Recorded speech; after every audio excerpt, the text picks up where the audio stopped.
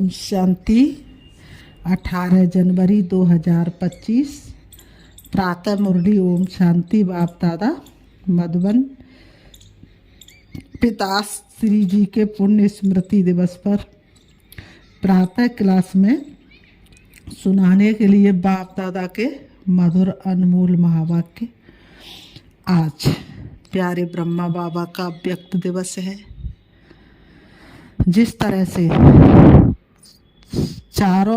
सारे कल्प में संगम युग से सबसे श्रेष्ठ युग है जो भाग्य बनाने का युग है, इसी तरह से संगम युग में सबसे श्रेष्ठ दिन है 18 जनवरी, जिस दिन ब्रह्मा बाप ने अपनी संपूर्णता को प्राप्त किया।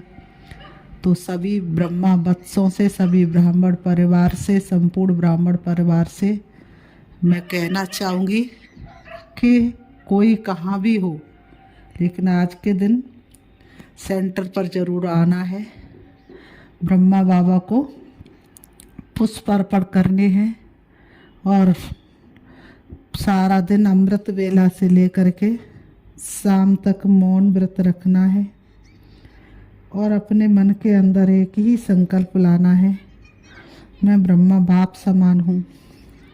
ब्रह्मा बाप की सारी शिक्षाओं को स्मृति में लाना है और ब्रह्मा बाप समान बनने का संकल्प लेना है और अनुभव करना है कि मैं वास्तव में ब्रह्मा बाप समान हूँ, मैं ब्रह्मा बाप समान हूँ, मैं ब्रह्मा बाप समान हूँ। तो सुनते आज ब्रह्मा बाप के अव्यक्त दिवस पर अव्यक्त महावाक्य। ओम शांति। रूहानी बाप अभी तुम बच्चों से रूहान कर रहे हैं, शिक्षा दे रहे हैं। टीचर का काम है शिक्षा देना और गुरु का काम है मंजिल बताना। मंजिल है मुक्ति, जीवन मुक्ति की। मुक्ति के लिए याद की यात्रा बहुत ज़रूरी है और जीवन मुक्ति के लिए रचना के आदि मद्दंत को जानना जरूरी है। अब 84 का चक्र पूरा होता है, अब वापस घर जाना है।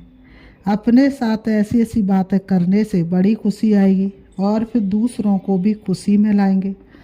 दूसरों पर भी मेहर करनी है, रास्ता बताने की, तमो प्रधान से सतो प्रधान बनाने की। बाबा ने तुम बच्चों को पुण्य और पाप की गहन गति भी समझाई है। पुण्य क्या है और पाप क्या है? सबसे बड़ा पुण्य है बाप को याद करना और दूसरों को भी याद दिलाना। सेंटर खोलना, तन मन धन दूसरों की सेवा में लगाना, ये है पुण्य। संग दोष में आकर व्यर्थ चिंतन पर चिंतन में अपना समय बर्बाद करना, ये है पाप। अगर कोई पुण्य करते करते पाप कर लेते तो की कमाई सारी खत्म हो जाती है। जो कुछ भी पुण्य किया हुआ सब खत्म हो जाता है, फिर जमा के बदले ना हो जाती है। पाप कर्म की सजा भी ज्ञानी तू आत्मा बच्चों के लिए 100 गुणा है, क्योंकि सदगुरु के निंदक बन जाते। इसलिए बाप शिक्षा देते हैं, मीठे बच्चे कभी भी पाप कर्म नहीं करना, विकारों की चोट खाने से बचकर रहना। बाप का बच्चों पर लव है तो तरस भी पड़ता है। बाप अनुभव सुनाते, जब एकांत में बैठते हैं तो पहले अन्य बच्चे याद आते हैं। भल विलायत में हैं अथवा कहाँ भी है, कोई अच्छा सर्विसेबल बच्चा शरीर छोड़ जाता है तो उनकी आत्मा को भी याद कर सर्च लाइट देते हैं। ये तुम बच्चे जानते हो, यहाँ 2 बत्तियाँ हैं, दोनों लाइट इकट्ठी हैं। ये दोनों ज़बरदस्त लाइट है। सवेरे का टाइम अच्छा है, स्नान कर एकांत में चले जाना चाहिए। अंदर खुशी भी बहुत रहनी चाहिए। बेहद का बाप बैठ बच्चों को समझाते हैं। बाबा ने कहा, मीठे बच्चे अपने को आत्मा समझ मुझ बाप को और अपने घर को याद करो। बच्चे इस याद की यात्रा को कभी भूलना नहीं।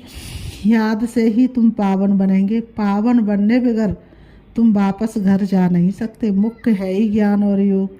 बाप के पास यही बहुत बड़ा खजाना है जो बच्चों को देते हैं। इसमें योग की बहुत बड़ी सब्जेक्ट है। बच्चे अच्छी रीति याद करते हैं तो बाप की भी याद से याद मिलती है।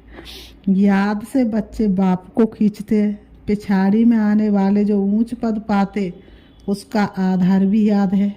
वह कशिश करते हैं, कहते हैं ना बाबा रहम करो कृपा करो। इसमें मुख्य चाहिए याद। याद से ही करंट मिलती है, याद से ही करंट मिलती रहेगी। इससे आत्मा हेल्दी बनती है, भरपूर हो जाती है। कोई समय बाप को किसी बच्चे को करंट देनी होती है तो नींद भी फिट जाती है। बाप को करंट देनी होती है तो क्या होती है, नींद भी फिट जाती है। फुरना लगा रहता है कि फलाने को करंट देनी है। तुम जानते हो करंट मिलने से आयु बढ़ती है, एवर हेल्दी बनते हैं। ऐसे भी नहीं कि एक जगह बैठ याद करना है। बाप समझाते चलते फिरते भोजन खाते कार करते भी बाप को याद करो। दूसरे को करंट देनी है तो रात्रि को भी जागो।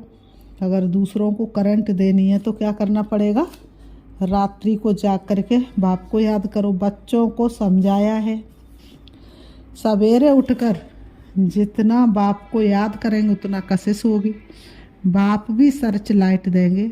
आत्मा को याद करना अर्थात सर्च लाइट देना। फिर इसको कृपा कहो, आशीर्वाद कहो। तुम बच्चे जानते हो ये अनादि बना बनाया ड्रामा है। ये हार जीत का खेल है। जो होता है वह ठीक है। क्रिएटर को ड्रामा ज़रूर पसंद होगा ना, तो क्रिएटर के बच्चों को भी पसंद होगा। इस ड्रामा में बाप एक ही बार बच्चों के पास बच्चों की दिल व जान सिख व प्रेम से सेवा करने आते हैं। बाप को तो सब बच्चे प्यारे हैं। तुम जानते हो सतयुग में भी सब एक दो को बहुत प्यार करते हैं। जानवरों में भी प्यार रहता है सतयुग में। तभी तो दिखाते शेर और गाय इकट्ठे एक घाट पर पानी पीते हैं। तो सतयुग में जानवरों में भी प्यार रहता है। यहाँ बनेंगे तो वह संस्कार अविनाशी बन जाएंगे। बाप कहते हैं कल्प पहले मिसल हूबहू फिर से, बाबा कहते फिर से प्यारा बनाने आया हूँ। कभी किसी बच्चे का गुस्से का आवाज़ सुनते तो बाप शिक्षा देते, बच्चे गुस्सा करना ठीक नहीं है, इससे तुम भी दुखी होंगे, दूसरों को भी दुखी करेंगे। सदा बाप सदा काल का सुख देने वाला है, तो बच्चों को भी बाप समान बनना है। एक दो को कभी दुख नहीं देना है। बहुत बहुत लवली बनना है। लवली बाप को बहुत लव से याद करेंगे तो अपना भी कल्याण दूसरों का भी कल्याण करेंगे। अभी विश्व का मालिक तुम्हारे पास मेहमान बनकर आया है। तुम बच्चों के सहयोग से ही विश्व का कल्याण होना है। जैसे तुम रूहानी बच्चों को बाप अति प्यारा लगता है, वैसे बाप को भी तुम रूहानी बच्चे बहुत प्यारे लगते हो, क्योंकि तुम ही श्रीमत पर सारे विश्व का कल्याण करने वाले हो। अभी तुम यहाँ ईश्वरी परिवार में बैठे हो, बाप सन्मुख बैठा है। तुम ही से खाओ, तुम ही से बैठो। तुम जानते हो शिव बाबा इसमें आकर कहते मीठे बच्चे दे सहित दे के सभी संबंधों को भूल माँ में कम याद करो। ये अंतिम जन्म है। बाबा कहते ये कौन सा जन्म है, अंतिम जन्म है। बाबा ने कहा ये पुरानी दुनिया पुरानी दे खलास हो जानी है। कहावत भी है आप मुए और मर गई दुनिया। पुरुषार्थ के लिए थोड़ा सा संगम का समय है, ज़्यादा समय तो नहीं है, क्योंकि संगम युग सबसे छोटा युग है, 100 वर्ष का युग है। तो बाबा कहते पुरुषार्थ के लिए थोड़ा सा संगम का समय है। बच्चे पूछते बाबा ये पढ़ाई कब तक चलेगी। बच्चे पूछते बाबा ये पढ़ाई कब तक चलेगी। जब तक, बाबा कहते जब तक दैवी राजधानी स्थापन हो जाए तब तक सुनाते रहेंगे, फिर ट्रांसफ़र होंगे नई दुनिया में। बाबा कितना कैसा है, बाबा कितना निरंकार से तुम बच्चों की सेवा करते। बाबा कितने निरहंकारी बच्चों को नमस्ते करते हैं। तो तुम बच्चों को भी इतनी सेवा करनी चाहिए, श्रीमत पर चलना चाहिए। कहाँ अपनी मत दिखाई तो तकदीर को लकीर लग जाएगी। तुम ब्राह्मण ईश्वरी संतान हो, ब्रह्मा की औलाद भाई बहन हो, ईश्वरी पोत्रे पोत्रियाँ हो। उनसे वर्षा ले रहे हो। जितना पुरुषार्थ करेंगे उतना ऊंच पद पाएंगे। इसमें साक्षी रहने का भी बहुत अभ्यास चाहिए। बाप का पहला फरमान है अशरीरी भव देही अभिमानी भव। अपने को आत्मा समझ मुझ बाप को याद करो, तभी जो खाद पड़ी है वह निकलेगी। सच्चा सोना बन जाएंगे। तुम बच्चे अधिकार से कह सकते हो बाबा ओ मीठे बाबा, आपने मुझे अपना बना के सब कुछ बरसे में दे दिया है। बाबा आपने कितना दिया जितना सोचा भी नहीं था। इस बरसे को कोई छीन नहीं सकता है। इतना तुम बच्चों को नशा रहना चाहिए। तुम ही सभी को मुक्ति जीवन मुक्ति का रास्ता बताने वाले लाइट हाउस हो। उठते बैठते चलते फिरते तुम लाइट हाउस होकर रहो। बाप कहते बच्चे अब टाइम बहुत थोड़ा है, वक्त है कम, लंबी मंजिल। गाया भी जाता एक घड़ी आधी घड़ी। जितना हो सके एक बाप को याद करने लग जाओ। जितना हो सके एक बाप को याद करने लग जाओ और फिर चार्ट को बढ़ाते रहो। फिर बाबा कहते अच्छा मीठे मीठे सिकीलते बच्चों प्रति माता पिता बाप दादा का याद प्यार और गुड मॉर्निंग। रूहानी बाप की रूहानी बच्चों को नमस्ते और हम रूहानी बच्चों की रूहानी बाप दादा को याद प्यार और नमस्ते नमस्ते नमस्ते नमस्ते। आज बाबा ने कहा अव्यक्त महावाक्य निरंतर योगी बनो। जैसे एक सेकंड में स्विच ऑन और ऑफ किया जाता है, ऐसे ही एक सेकंड में शरीर का आधार लिया और फिर एक सेकंड में शरीर से परे अशरीरी स्थिति में स्थित हो जाओ। अभी अभी शरीर में आए फिर अभी अभी अशरीरी बन गए। ये प्रैक्टिस करनी है। इसी को ही कर्मातीत अवस्था कहा जाता है। जैसे कोई वस्त्र धारण करना व न करना अपने हाथ में रहता है।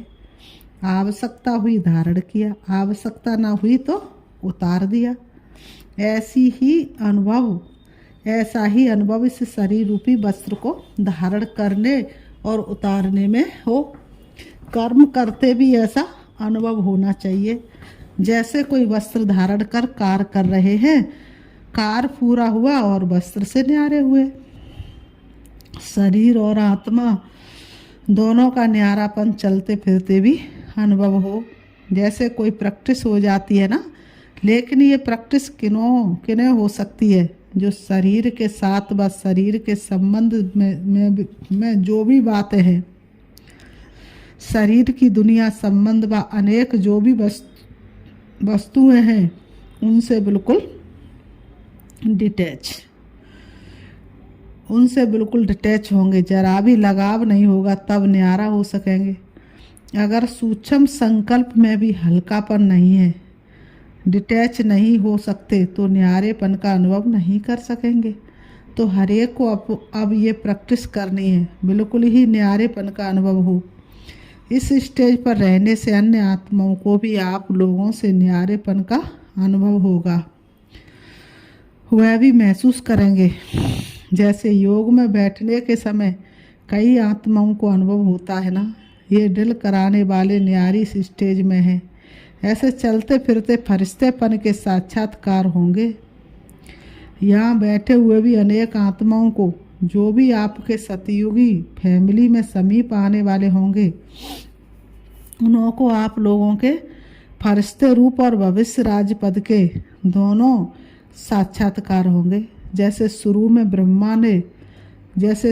ब्रह्मा में संपूर्ण स्वरूप और श्री कृष्ण का दोनों साथ साथ साक्षात्कार करते थे, ऐसे अब उन्हों को तुम्हारे डबल रूप का साक्षात्कार होगा। जैसे जैसे नंबरवार इस न्यारी स्टेज पर आते जाएंगे तो आप लोगों के भी ये डबल साक्षात्कार होंगे। अभी ये पूरी प्रैक्टिस हो जाए तो यहाँ वहाँ से यही समाचार आने शुरू हो जाएंगे।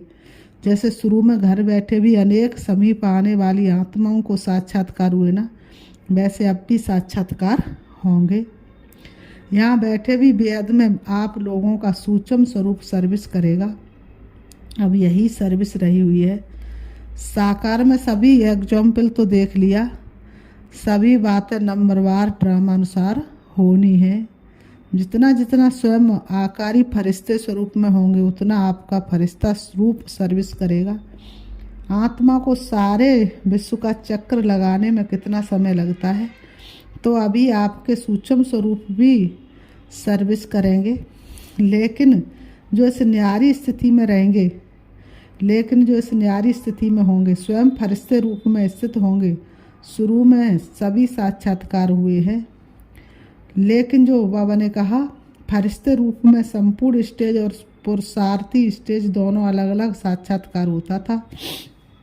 जैसे साकार ब्रह्मा और संपूर्ण ब्रह्मा का अलग अलग साक्षात्कार होता था, वैसे अन्य बच्चों के साक्षात्कार भी होंगे। हंगामा जब होगा तो साकार शरीर द्वारा तो कुछ कर नहीं सकेंगे और प्रभाव भी इस सर्विस से पड़ेगा। जैसे शुरू में भी साक्षात्कार से ही प्रभाव हुआ ना, परोक्ष अपरोक्ष अनुभव ने प्रभाव डाला, वैसे अंत में भी यही सर्विस होनी है। अपने संपूर्ण स्वरूप का साक्षात्कार अपने आप को होता है, अपने संपूर्ण स्वरूप का साक्षात्कार अपने आप को ही होता है। अभी शक्तियों को पुकारना शुरू हो गया है, अभी परमात्मा को कम पुकारते, शक्तियों की पुकार तेज रफ्तार से चालू हो गई है। किसको पुकार है? शक्तियों को। तो ऐसी प्रैक्टिस बीच बीच में करनी है। आदत पड़ जाने से फिर बहुत आनंद फील होगा। बाबा ने कहा आदत पड़ जाएगी तो बहुत आनंद फील होगा। 1 सेकंड में आत्मा शरीर से न्यारी हो जाएगी, प्रैक्टिस हो जाएगी। अभी यही पुरुषार्थ करना है। बाबा ने कहा अभी यही पुरुषार्थ करना है। वर्तमान समय मनन शक्ति से आत्मा में सर्व शक्तियाँ भरने की आवश्यकता है, तब मगन अवस्था रहेगी और विघ्न टल जाएंगे। विघ्नों की लहर तब आती है जब रूहानियत की तरफ फोर्स कम हो जाता है। तो वर्तमान समय शिवरात्रि की सर्विस के पहले स्वयं में शक्ति भरने का फोर्स चाहिए। भले योग के प्रोग्राम्स रखते हो, लेकिन योग द्वारा शक्तियों का अनुभव कराना अब ऐसी क्लासेज की आवश्यकता है।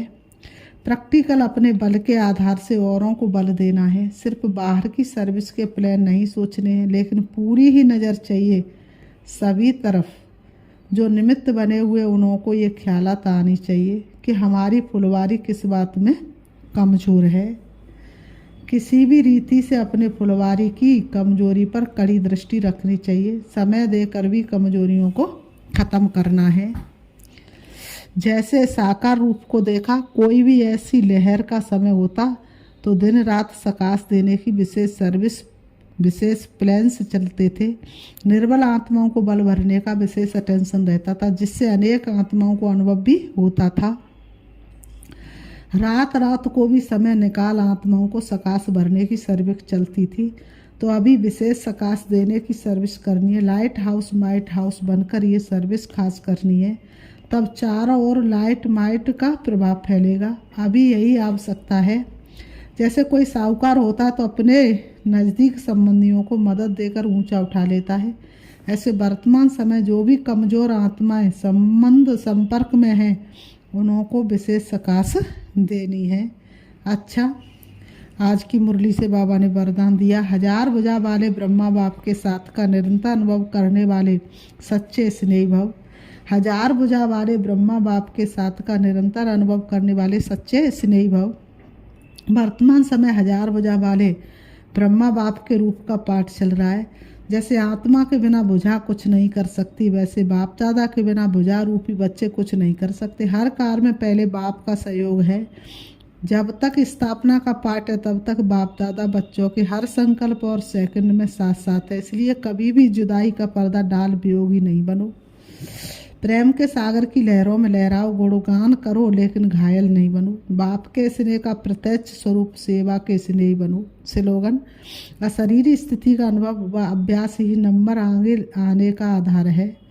आज का पुरुषार्थ अपनी शक्तिशाली मनसा द्वारा सकाश देने की सेवा करो। हर समय हर आत्मा के प्रति मनसा, स्वतः सुभावना और शुभकामना के शुद्ध वाइब्रेशन वाली स्वयं को और दूसरों को अनुभव हो। मन से हर समय सर्व आत्माओं प्रति दुआ निकलती रहे। मनसा सदा इसी सेवा में बिजी रहे। जैसे वाचा की सेवा में बिजी रहने के अनुभवी हो गए हो, अगर सेवा नहीं मिलती तो अपने को खाली अनुभव करते हो, ऐसे हर समय वाणी के साथ साथ मनसा सेवा स्वतः होती रहे। अच्छा, ओम शांति।